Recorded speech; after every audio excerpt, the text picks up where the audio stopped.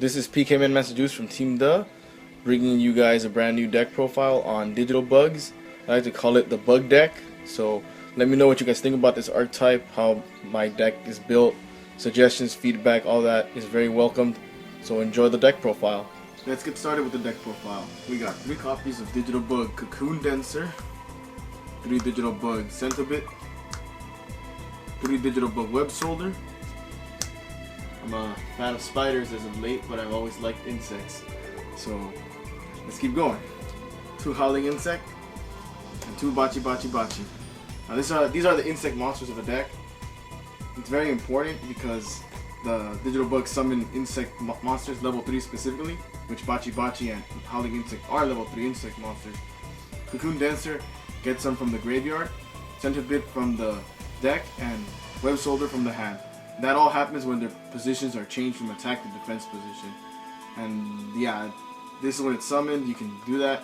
Web Solder, you can just change an attack position monster you control to defense. It doesn't have to be itself, so that's important. And Centibit when it's changed from attack to defense. That one is the best one, and it's hard to trigger at times, but the deck gets around it in many ways.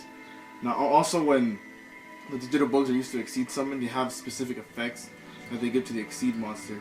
This includes allowing the Exceed monster to attack all defense position monsters, changing the defense to 0, and allowing them, when you attack, they can't respond to anything until the end of the damage step.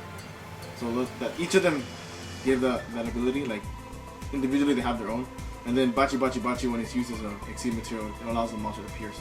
So the combination between Bachi Bachi and any one of the Digital Bugs can add some interesting combos. And Howling Insect is just a battle searcher. So that's enough for the level 3 insects of the deck. Moving on, we have other supporting monsters. That includes 2 copies of Card Trooper just for milling, along with 2 Honest. They're all light, so we're including Honesto. That's 2 ofs. Onto the single monsters, we have 1 AD Changer and 1 Mathematician. Mathematician is just to send bugs to the graveyard. AD Changer helps us with Centibit by just allowing us to change it to defense position. Let's say we just summon it and this is in the graveyard. We banish AD Changer, change to defense, and then we can keep going. That's enough for the monsters of the deck. On to the spells. The one ofs that I'm including is Verdant Sanctuary, Foolish Burial, Book of Moon. So I don't have to explain the quote-unquote staples of the deck, but the Verdant Sanctuary acts like a search card. I mean, it is a search card, and it combos well with Howling Insect, because when Howling Insect is destroyed, it's a recruiter, so it spell summons an insect monster from the deck, and then when this gets destroyed, this one will trigger, so you can add a level 3 insect from your deck to your hand. Now you can do the chain link orders right here, so let's say your Howling Insect gets destroyed, and then this is going to trigger, so you make Howling Insect chain link 1 and chain link, and then make this chain link 2, so change resolve backwards, so you'll search for Verdant Sanctuary first, and then you'll special summon. So you'll get around certain effects, probably. Solemn Strike. The rest of the spells are 2 copies of Dark Hole, 2 Level Limit Area B, and 2 Twin Twisters. Now, Dark Hole standard, Twin Twisters, this deck does utilize the discard outlet, so it fits well in here. And Level Limit Area B is good for changing the opponent's monsters to defense position. You know, high level monsters, they go to defense, level 4 or higher specifically. And then we allow the Digital Bugs to go in with the added effects that they give the Exceed monster, along with Bachi Bachi Bachi. But do keep in mind that Exceed monsters have ranks, not levels, so if the opponent exceeds, level limit area B will not be of much use to you there. Now onto the trap cards. The one ofs are Solemn Warning, Bottomless Trap Hole. Enough. That's it. That's all they decided to include. The 2 ofs, we got 2 Breakthrough Skills, 2 Quaking Mirror Force. Now Breakthrough Skills, since we send cards to the graveyard with Card Trooper, might as well include it. I mean, it's useful. And Quaking Mirror Force, it changes the opponent's monsters to face on defense position. Change the defense position is the key to this deck, and that's how you get the most advantage. And I'll explain that when we get to the Exceed monsters. But I do believe Quaking Mirror Force is the best Mirror Force at this point in time. Quaking and 2 Breakthroughs. Next up for the last 6 cards, 3 Call of the Haunted, and 3 bug emergency. At first, I thought this many revival traps was gonna be the death of me, but in reality, it's actually pretty good. And I shall explain Call of the Haunted first. So Call of the Haunted, the most important monster you want to revive is Centibit, and this is where the Foolish Burrow and the Mathematician can help you. So turn 1 you can Foolish Centibit, or Mathematician summon it, send it to the graveyard. And then during the opponent's end phase, you can revive it with Call of the Haunted. Comes on an attack position, and then during your turn, you can switch to defense, and then special summon another insect, and then continue with your play. Now, Bug Emergency, this card is like, I guess the best one to compare it to is Double-Edged Sword technique. It works in the same way as it did in 6 Samurais. You activate it, you special summon 2 level 3 insect monsters from the graveyard. They don't have to be lights, so it can be any level 3 insects. So let's say Howling Insect and Web Soldier, it doesn't really matter. Their effects are negated, so you can't continue with their effect. I mean, it would be pretty amazing and busted if that was the case. So just special summons 2 and then you can exceed. Now, the other effect I will touch on when I get to the exceed monsters. You can banish it from your graveyard, and along with the insect exceed monster, and then all your insect monsters on the field become the level equivalent to the rank of the exceed monster. So if it's a rank 3, they're level 3, which I don't know why you would do that. If it's a rank 5, they're level 5, and if it's a rank 7, they're level 7. That's how it works. You can only activate 1 Bug Emergency per turn, and you can only special summon insect type monsters when you do that. So that's very important, and the extra deck will show you why. So that's enough about this. That's the main deck. It's 40 cards. Continuing on with the extra deck, we have 2 copies of number 20 Giga-Brilliant. Now the Digital Bugs got lucky that there was a insect exceed monster already in the database that also happens to be light, Giga-Brilliant. It also serves as a nice OTK enabler. I'll explain that later on. Then the main exceed we go into is Digital Bug Sky Radiator. Now the Digital Bugs, if you notice the main deck, there are only level 3 monsters, but there exist rank 5s and rank 7s that you can go into. Now that's because you rank up the exceed monsters, and level 3 is the base where that all begins. But for Sky Radiator, you just require any number 2 level 3 insect type monsters, light monsters.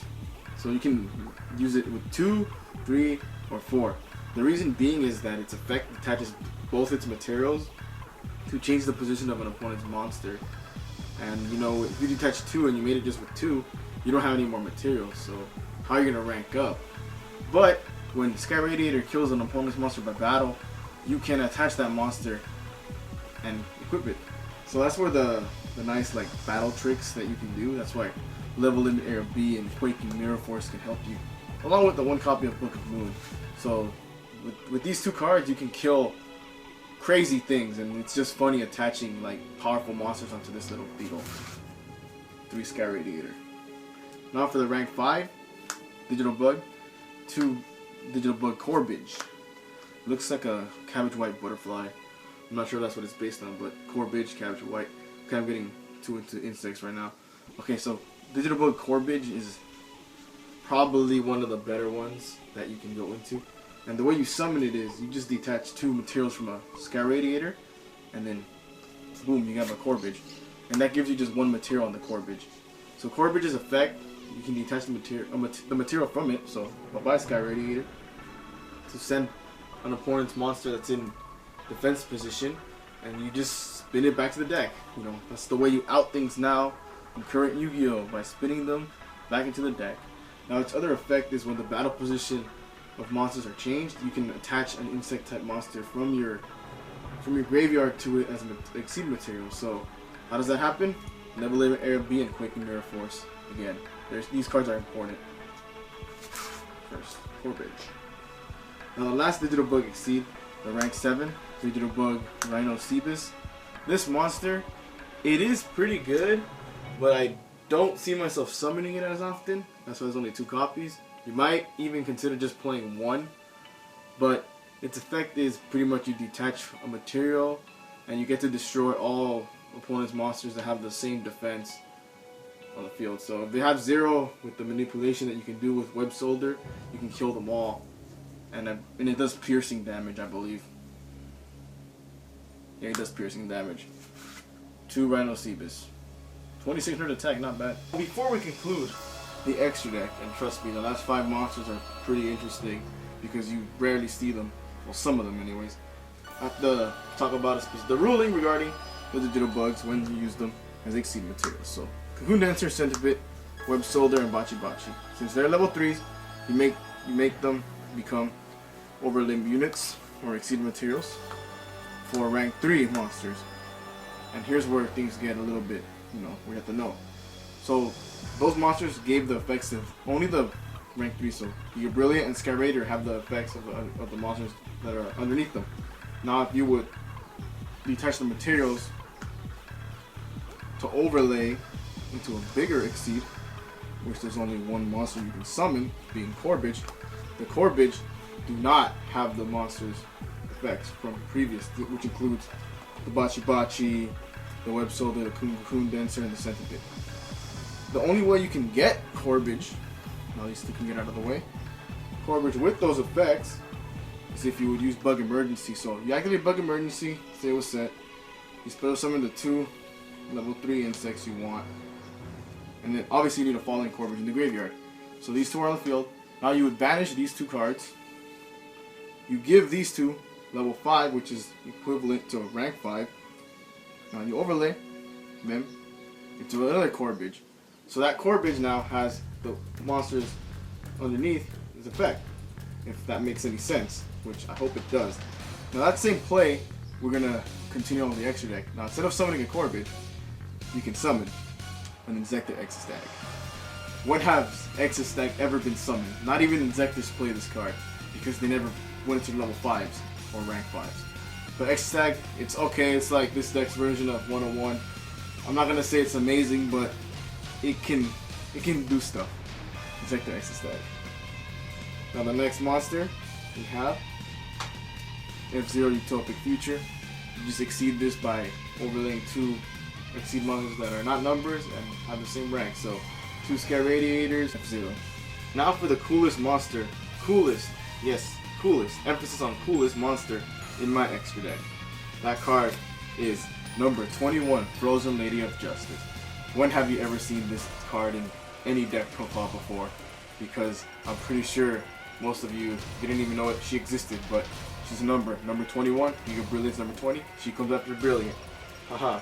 Alright, now I'll read her effect. So she requires 2 level 6 monsters. Obviously, I'm not going to summon it that way because, this deck cheats into ranking up. So her effect, let's keep going. You can also exceed summon this card by detaching 1 material from a rank 5 exceed monster you control. Then using that exceed monster as the exceed material.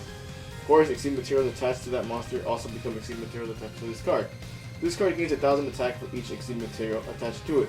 Once per turn, you can detach 1 exceed material from this card to destroy all defense position monsters your opponent controls. So, yeah, her stats are 500 to 500. She's such a beast right there. I mean, what can we say about Frozen Lady of Justice? Well, she goes well with Level Limit Area B, another card that combos well with this card. Since Level Limit Area B changes all the opponent's monsters' defense position, that they're obviously level 4 or higher, she can come in and kill them. Now, how do we summon Frozen Lady of Justice? Well, let's have that Level Limit Area B here since it's going to become important. So let's say we start with a play. We're going to require a monster in the graveyard, what I'm going to show. A Howling Insect will be in the graveyard. There's a graveyard. We summon Digital Bug Centibit. We use its effect. We're like, is that fine? Change the defense position. We'll summon Howling Insect. Boom. Now we overlay these 2 into Digital Bug Sky Radiator. Normally, you can use Sky Radiator, but we're gonna detach the 2 bugs to exceed into Corbage. Now, let's say Corbage is normally a good monster with level limit area B, but in this scenario, they have more than 1 monster. So they have like 3 monsters in defense position now thanks to level area B. Now, we're gonna detach the material being the Sky Radiator off the Corbage to rank up or overlay into Frozen Lady of Justice. Now, Frozen Lady of Justice will use her effect, we'll detach the Corbage, and we will wipe out all the monsters they had in this scenario. So bam, Frozen Lady of Justice did work. And now you can attack for 500. Well, no, we shall attack for 26 because we're going to overlay her into Gaia Dragon, the Thunder Charger. Now we segue into Gaia Dragon, the Thunder Charger. Gaia Dragon, the Thunder Charger is the last succeeding monster of this deck. At rank 7, we're never going to use it, summon it that way, but we're just going to overlay it above other monsters. Since this deck changes everything from defense position or wants things in defense position, Gaia Dragon pierces, so he's a perfect fit. And he serves as a nice boss monster because the 2600 attack points do come in handy. Just like I just randomly went from a Scout Radiator to Corbage to Frozen Lady in this example, we can also go into Gaia Dragon the Thunder Charger. That's it for the bug deck, or digital bug, but the bug deck still sounds cooler to me. Now I'll explain the OTK that I have discovered with this deck. It will be down in the description down below so you can check it out and follow. The idea is to summon a Gaia Dragon the Thunder Charger. So basically you overlay it on top of a Corbage or something like that. And you gotta make sure you have Bug Emergency and Call of the Haunted set face down during your opponent's turn. So come their end phase, you activate the revival traps. So it's the end phase. So you get 2 level 3 insects with Bug Emergency. And with Call of the Haunted, you have to get Digital Bug Centibit. So come your turn, you change Centibit from attack to defense position, triggering its effect, giving you another level 3 insect onto the field. So your field now has Gaia Dragon and 4 level 3 insects. So you overlay 2 insects into number 20 Giga-Brilliant, your first cop. And with the other 2, you make another number 20 Giga-Brilliant. So now your field is Gaia Dragon, a Thunder Charger, and 2 number 20 Giga-Brilliant. So you use the effects of each Giga-Brilliant once. This is once per turn, but you have 2. So you'll give every monster 600 attack points. Now, you do the math, they all reach a total damage output of 8,000. So if you get lucky, that's a game shot right there. That's pretty funny and cool at the same time that this deck can pull an OTK out of nowhere pretty much, because you just ranked up and revived a bunch of bugs from the graveyard. This deck is pretty fun, like, no kidding me, like, I enjoy putting this deck together and I like using it. The only downside that I come across is when your opponent summons monsters that are, I want to say like 2,800 plus in attack points, because the highest monster you can summon is Rhinoceros and Gaia Dragon, and not every time you'll be able to boost it with Giga-Brilliant. So when you're facing those monsters, you're kind of, you know, uphill battle there. But you can come out of it, you know, with level limit area B, and then you can get in there with Scout Radiator. That guy's amazing.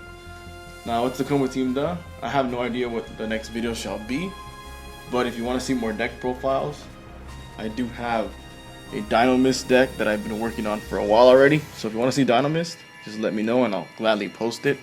Now the other deck profile that I'm working on is Serena's Lunalight deck from Yu-Gi-Oh! Arc V, but it's taking me some time to, you know, find out what works. So if you have any suggestions, leave them down below and I'll gladly take them. So once again, this has been the bug deck by TeemTHE. Let us know what you think, and we'll see you all in the next video. Hey everyone, thanks for watching. If you like what you saw, please give this video a thumbs up and go ahead and share it with all your friends. You can also check out some of our other content by clicking on the annotations on the left or right below. Also, for more updates, you can subscribe by clicking the subscribe button below. Thanks again for watching. Until next time, peace out guys.